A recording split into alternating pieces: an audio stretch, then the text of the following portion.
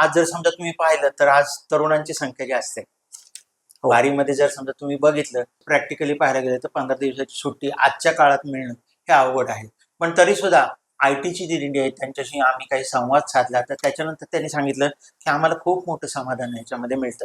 म्हणजे आम्ही हे विसरून जातो की बॉस आपल्याला काहीतरी झापणार आहे आणि आपल्या डोक्यावर एक काहीतरी टांगती तलवार आहे की ह्या दिवसात आपल्याला टार्गेट आहे, टास्क आहे की इतक्या इतक्या दिवसात मला हे काम पूर्ण करायचंच आहे.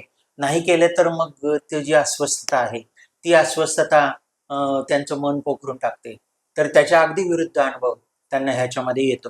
आता हे खरंच आहे की तो एक समूहाचा पण अनुभव आहे आणि कसं आहे की जर आपण सायकॉलॉजिकली पाहिलं तर आपलं मन हे समूह मन होऊन जातं. म्हणजे आपण जर एकटे असलो तर आपल्या मनात असंख्य आणि नाना विचार येऊन जातात.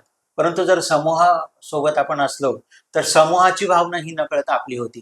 म्हणून संतांनी सुद्धा काय सांगितलंय की एकट्याने तुम्ही भजन कराच. पण एकट्याने भजन करण्याच्या ऐवजी तुम्ही कीर्तनात जा, भजनी मंडळात जा.